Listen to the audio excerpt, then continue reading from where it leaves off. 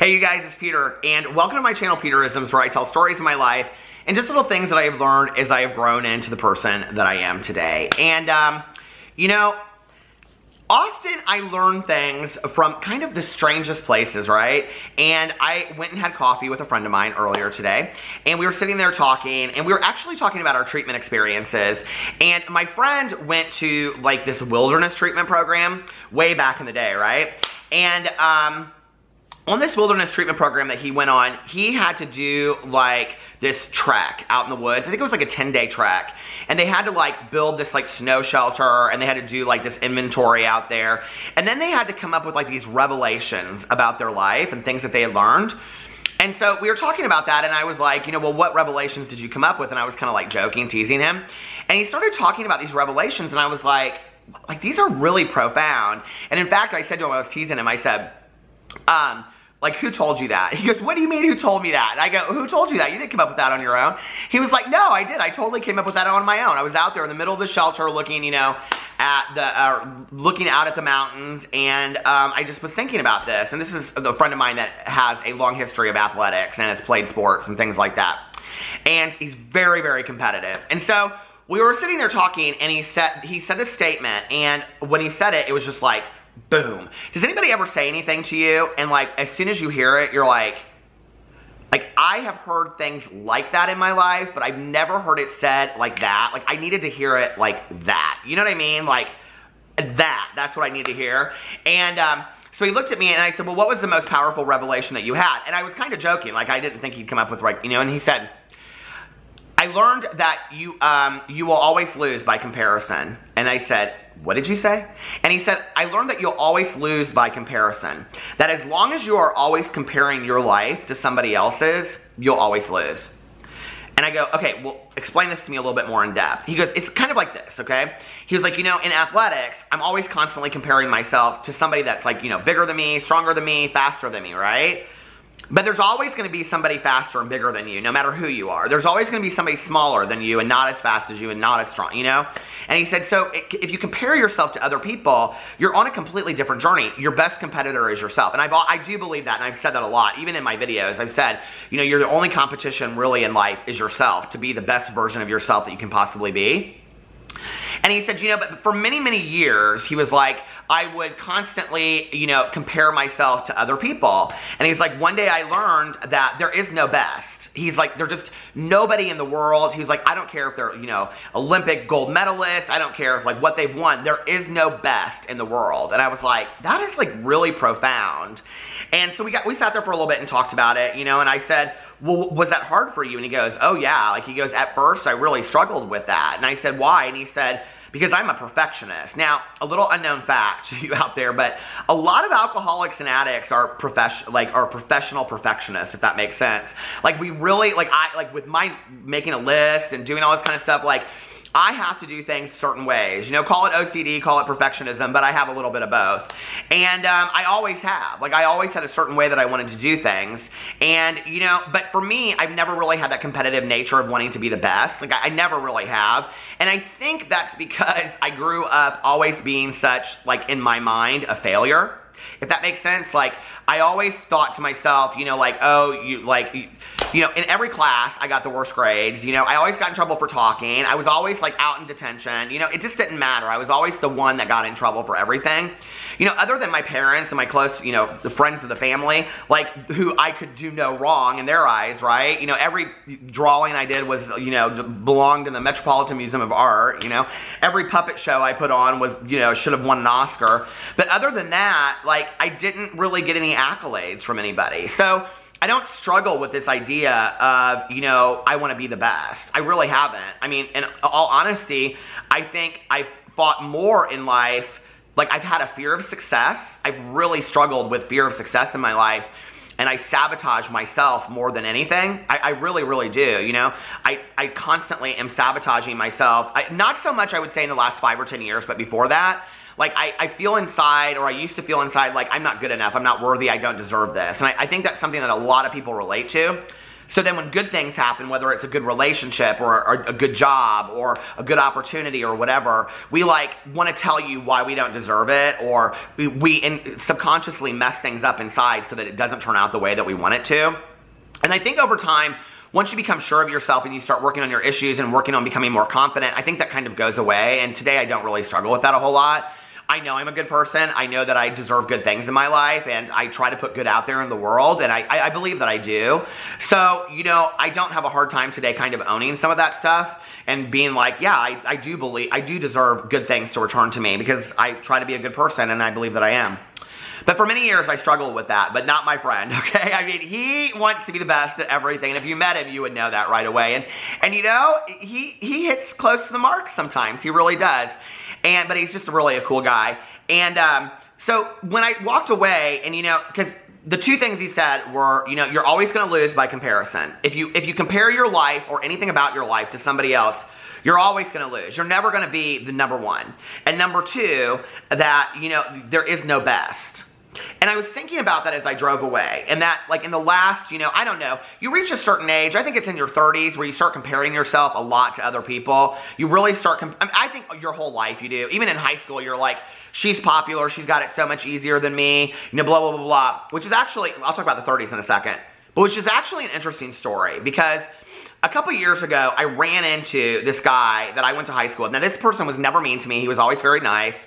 But he was literally the star quarterback of our high school, okay? And got straight A's on top of that, was extremely good looking, went to a great college and all this kind of stuff, had a gorgeous girlfriend, on and on and on. Let me fix my perfect hair. And I ran into him, and we were talking, and I kind of like kept on running into him at like the strangest places, right? And so we were talking one night, and I said to him, at the casino, I said to him, that was not always where we ran into each other, but that was where I saw him that night. And we were talking, and he said something about, we were talking about high school somehow. And I said, you know, I had such a hard time in high school. I said, you have no idea what my high school experience was like. And he looked at me, and I will never forget this, okay? Because my assumption was always that he had it so easy. And he said, why do you think your experience was any better or any worse than mine? And I said, well, I mean, I was bullied all through high school. I didn't get very good grades. You know, I mean, we were kind of like punk rock freaks. I mean, he goes, okay, why do you think your experience was any easier than mine? He said, I had problems with my girlfriend.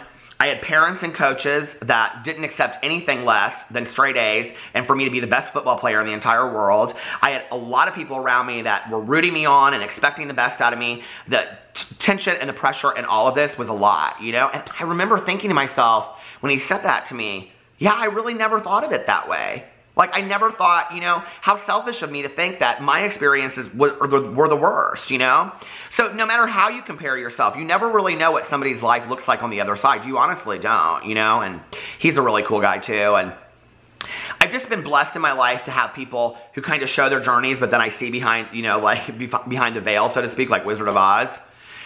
In my 30s, I really struggled a lot because, you know, I got sober at 22 and a half, and although that everybody's like, oh, great, that's awesome, you know, at the same time, I felt behind everybody else, you know, whereas friends of mine were like moving to New York City and getting, you know, I don't know, like working with Gourmet magazine, and I had friends of mine that were in medical school and all this kind of stuff.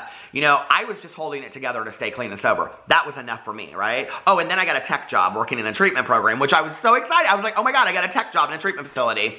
And, you know, a lot of times this happened, that happened, and you know, I would meet somebody and be like, hey, what's going on? They're like, oh, well, I've got 2 kids now. And, you know, like, oh, we live up here. And I'm like thinking to myself, yeah, that's a housing addition that they're like $500,000 to $1 million homes. And, oh, your husband's a financial analyst. And, oh, you just got back from Hawaii? Well, that must be nice. Yeah, we had ramen noodles last night for dinner. Thanks.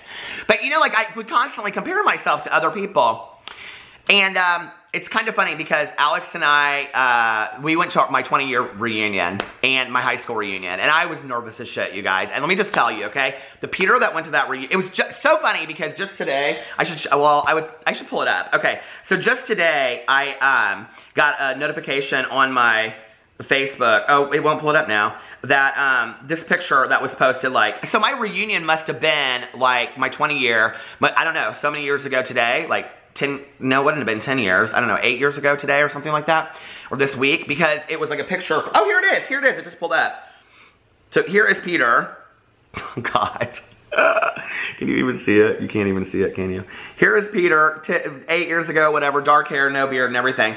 And I went to this high school reunion, and at that time, Alex and I were interviewing celebrities on our website rant, and we were going to all of these, like, you know, VIP, red carpet things, and it was so much fun, right? And a lot of people from high school were following it. And I walked into this high school reunion, you know, and I was ready to go in. I was terrified. And the only reason I was going to go in was for this reason alone. I had worked out things with my biggest bully, and we were no longer, like, I didn't hate him. I had worked out so many of my issues, forgiving all the people that had really done me wrong in high school and hurt my feelings and, you know, all that kind of shit. It's just, at some point you have to let go of that stuff and choose to live a good life. You can't hold on to anger and hatred forever. And so I was going to walk into this high school reunion basically saying, like, you know, like, see, I made it. I'm okay. And I did. I came out of there with so much more. People were so amazing to me. People were so nice. I had so many people that came up to me. This video went in a completely different direction than I thought it would. I had so many people that came up to me and apologized for how they treated me in high school. Half the people, I didn't even know who they were. Half the people I didn't even know in high school. I didn't even know they were talking shit behind my back, right? And what was interesting was that so many people were really excited in what I was doing. People were like, oh my God, you like are working in a treatment program? Like, oh my, that's exciting work that you're doing. That's like good work that you're doing, you know? And I was like, it is? Okay. And then they're like, oh my God, you and your husband, well, I wasn't working in a treatment program at that point, but they had known that I had, because when Alex and I got together, I had left. But they were like, they knew a lot of like, oh, Alex and I at that point were doing a lot of charity work. So that's what it was. Like, we were doing a lot of stuff about like marriage equality in our city. And this was when, back in the day, this is kind of an interesting story, when there was a bakery in Indiana, this was a huge national story, that wouldn't serve a wedding cake to, I actually wrote a blog about it on the Huffington Post. They wouldn't serve a wedding cake to a gay couple that was getting married. They said it was their religious choice and option, which, you know. So anyway, but we were doing a lot of like marriage equality, like charity work, and a lot of marriage equality, like going out and speaking about our relationship and things like that. And so a lot of these people knew about that, and they had known that I had worked in a treatment facility. They knew that we had this website. They had kind of followed me on Facebook, you know, and all this kind of stuff. And they were like, oh my, they were so intrigued with all of it. And I thought, here are these people, right, that are working in insurance companies and doctors and lawyers, and they're making $1 million a year, and they're traveling around the world, and they have this, and they're so bored with their lives, they think my life is exciting, you know? So it's like, you never really know, like, when you're thinking of somebody who you're comparing your life to, like, what that is. And when I see people from high school today, people are like, oh my God, you make YouTube? I mean, like, they're like, they don't really get the reality that I'm sitting here in a chair and my 3 dogs are running around, you know what I mean? Or like, I'm late running to a family barbecue today because, you know, Alex has family visiting from out of town. But you never know what somebody else's life is like. And so to compare yourself to them is pointless. You don't know that behind that $1 million facade is a lot of misery. And maybe it's not. I hope that. I don't wish that on people, you know? I hope that they have the $1 million mansion and all the joy in the world. Why would I want for anything less than that for somebody, you know? I think that people can have everything. I think people can be happy, peaceful, and have all the superficial bullshit that makes a lot of people happy, and all the simple things that make people happy too. I think you can have everything. I really do. But I think it takes a lot of work. I think not comparing ourselves to other people is a really profound lesson for me to learn and remember, and I need to remember that, okay? There is no best. The best that I can do every day is just get up and be the best version of myself. That's the best that I can do. And if I try to do anything else, I'm always going to lose by comparison. I love you guys, and I will see you tomorrow. Bye.